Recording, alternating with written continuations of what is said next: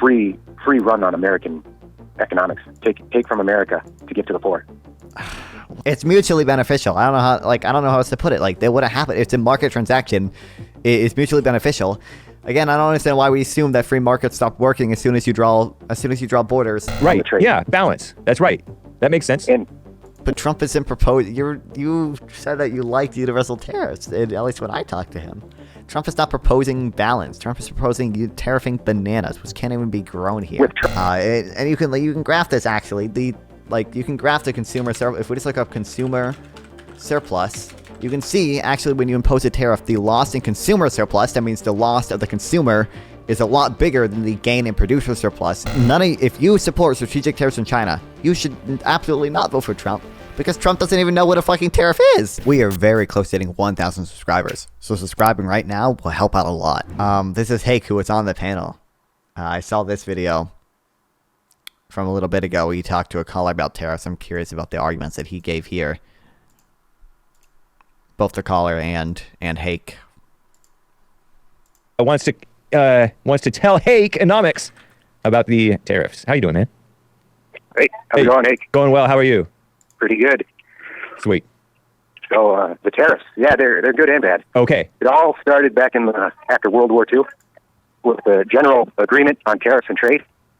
Okay. GATT, why we're bringing that up. It's an international thing that GATT is no longer in place, by the way, but they thought that, or at least I don't think it is. I think like NAFTA and other trade agreements superseded by it. Helping different countries with their economies, they could prevent wars. Oh, yeah, and other things, in other wars. There is the world has gotten more peaceful since World War II. Like, for the most part, there is reason to believe that free trade does probably lessen. It does probably lead to more peace in the world. Foreign countries, they could lift them up economically and then help. There is also probably reasons to believe that trade is mutually beneficial. Get on their feet. And so the idea was not to do tariffs on those countries because we wanted to help them? Is that the idea? Well, it also helps us. It's mutually beneficial. To make an international authority to make those decisions. Oh, like the UN and... Well, I don't think... I thought GATT was... I don't know if GATT was an international... Oh, wait, no, it probably was, because we had... It was superseded by the World Trade Organization, wasn't it? That's what I'm thinking of. So I think GATT probably was a... What's up, Bobby? Welcome back. It's a legal agreement between many countries. How's it going? Going good. Going good. Mess like that. And so America obviously was going to be a big beneficiary, had been a big beneficiary of that too, because they were able to export a lot of stuff to a lot of different people with no tariffs or very little tariffs. Yeah. And it was good for a while. It was really good. Yeah, because we really came back strong with after World War II, right? Didn't America really do well? And some of that was because of free trade. Economically? Yeah. But they kept it on too long, and then the idea shifted. The bleeding heart Democrats and rhinos got in there and were like, oh, we got to do even more since we're doing so good. Look at poor Africa, It's mutually beneficial. All this other stuff in China, and poor Vietnam, and poor Korea, The wrong people got in there. And it turned into, in the 1990s, they turned it into the World Trade Organization, WTO. Okay. So now it's all a free run on American economics. Take from America to give to the poor.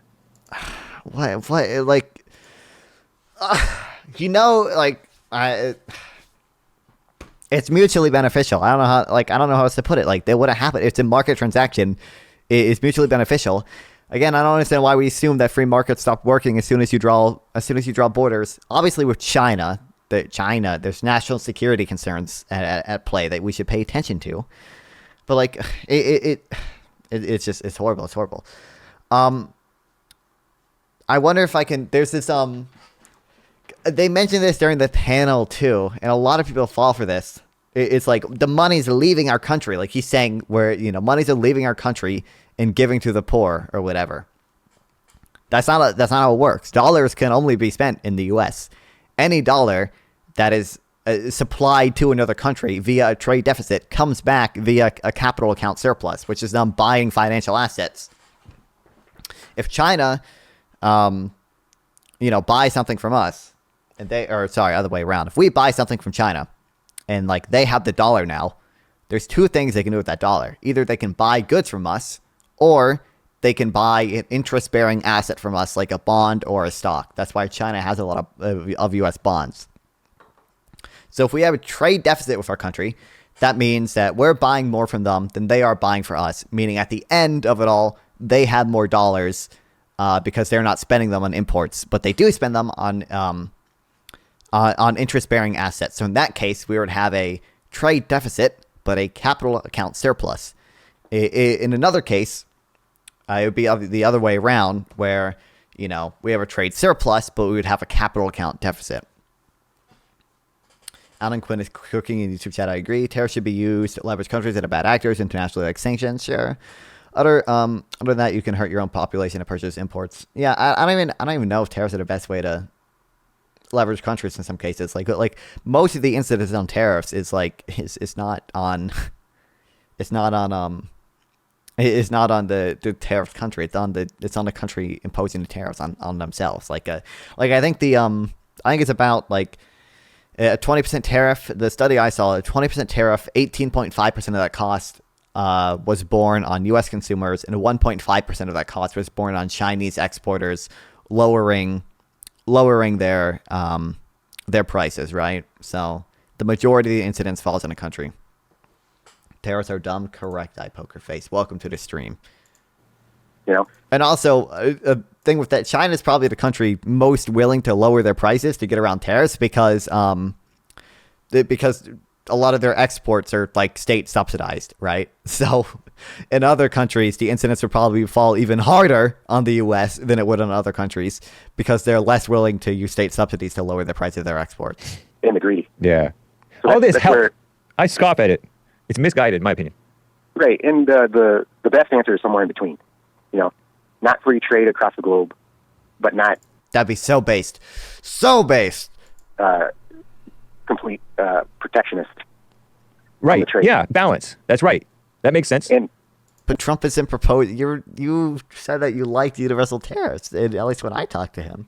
Trump is not proposing balance. Trump is proposing tariffing bananas, which can't even be grown here. With Trump, he came back to the protectionist, protect the people's industries in America by sabotaging or, hurting other countries. Yeah. Which has been the Democrats' main gaffe on Trump is that, our allies, Germany, France, you put tariffs on them too, they're our allies. Like that means anything. Right. What do you mean like that? Yeah, they're our allies. Like we're not going to... China's 1 billion people. We can't beat China in a war if we go at it alone. This is why our allies are important. Like as if they do so much good for us, we do more good for them. I think. And this is mutually beneficial. Like the big problem with politicians. South Korea is a rich country, but it's like not as rich as the U.S. So like it kind of makes sense for them to do manufacturing stuff as well because their opportunity cost for them isn't as big as the opportunity cost for the U.S. So like if you're asking me, would I prefer semiconductors to be made? Not semiconductors, because semiconductors are really, really important. But like, would I prefer some stuff be made in South Korea over the U.S.? Well, probably, because the opportunity cost for South Korea is not as big as it is for the U.S. But South Korea is still an allied country. So, like, they don't like China. They're, liberal democracy. They don't like China. They don't like North Korea, obviously. So dang much. And it's Republican and Democrat. They love Right. the other people so much that they're willing to hurt their own people. It's just not true. It's mutually beneficial. Like, free trade helps people. That's why you buy, like, all goods are cheaper. Or, like, the point of tariffs is to, increase the prices of imported goods. So you increase domestic production, right? Like the implicit thing in that is that the good for you, it is better to buy the cheaper. Absent the tariff, it's better for you to buy the cheaper Chinese produced good.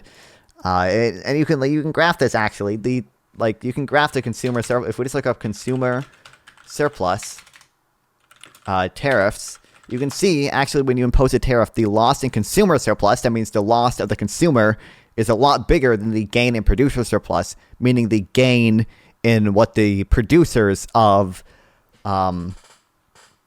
whatever object is being tariffs get.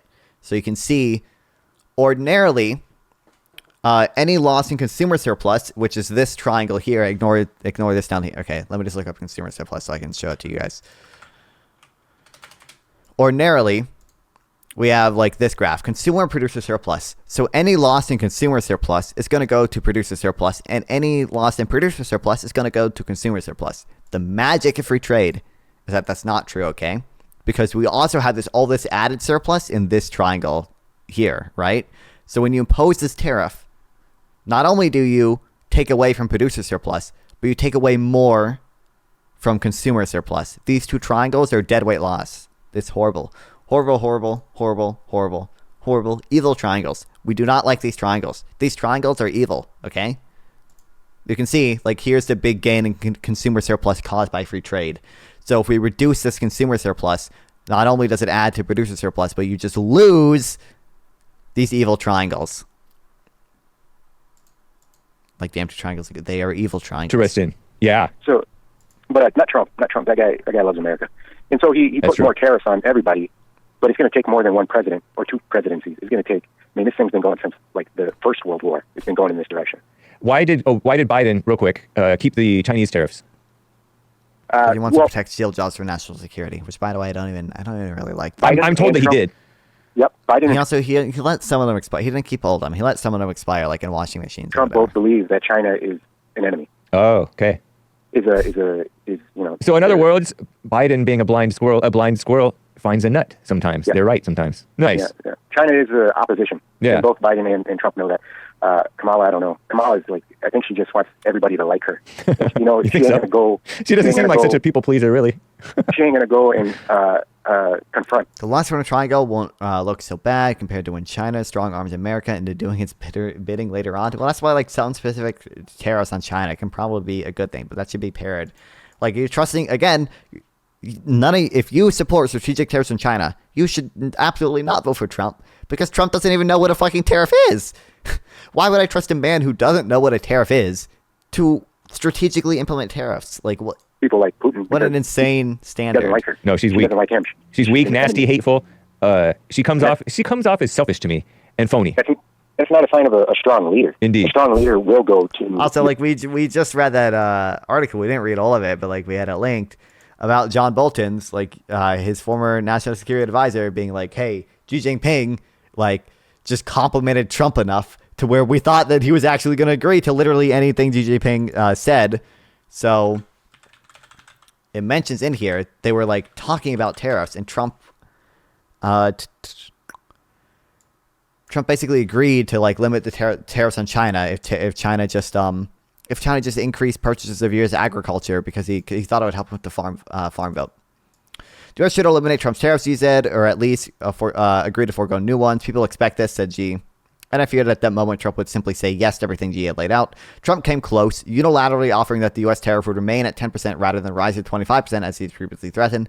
In exchange, Trump merely asked for some increases in Chinese farm product purchases to help crucial farm state votes. Like, if that could be agreed, all the U.S. tariffs would be reduced. It was breathtaking. Like, this is John Bolton, Trump's former, I forget his exact position, former national security advisor or something. Former ambassador to the United Nations. Their enemy, and try to. I think some of the tariffs were also to hinder fentanyl from China. I have not heard that, but I know we've done some restrictions on things from China because there were I know for a while there's an issue of China making cheap substitute drugs that technically weren't illegal, but close substitutes to drugs that were illegal. I'm sure we did something to do that. Make a deal. That's right. Like Trump. Yeah, I don't know how much fentanyl is coming from China right now, but every single one. But Taliban. You even went to the Taliban, man. Yeah, that was an awesome story. I loved hearing Jeff in Louisiana retell that. Anyway, I got to run. I'm in Minnesota. I appreciate your little bit of feedback on the tariff thing. It's a two-edged sword. You want to use it, wield it wisely, so as not to hurt yourself or your American companies, so-called, too badly. Thanks, man. Need a warrior. So but he accepts in principle that the tariffs can hurt Americans and American companies, and then now you're saying I'm gonna vote for the dude who doesn't know what a tariff is. He does not know what a tariff is. Find me a single clip of Trump accurately describing a tariff, okay? And I don't have $100 to pay you. I was gonna say I will pay you $100. I will pay you I'll pay you $4. That's all I can afford. I don't even know if I can afford $4 right now, bro. I will give you a roll on my Discord server. That's what I can afford. Find me a single clip. Someone, please, find me a single clip of Trump accurately describing a tariff, okay? Is it out there? Like Trump to wield it. That's right. Why? Again, Why would you trust Trump to wield it? Hi. Kyle in Massachusetts and the rest of the callers, I cannot get to you, nor can I read all of your super chats because I got to wrap up. Chris Person, 77. Could it be mixed kids, half white, half other, that have more white guilt than regular white people? Something. If you want to chat with me live, sub here or go to Nonfon420 on Twitch or Kick via the links below. Once again, please like and sub to help with the algorithm, and consider sending a donation through YouTube Super Thanks to directly support me, and I'll make sure to reply to any question you ask. See you guys next time.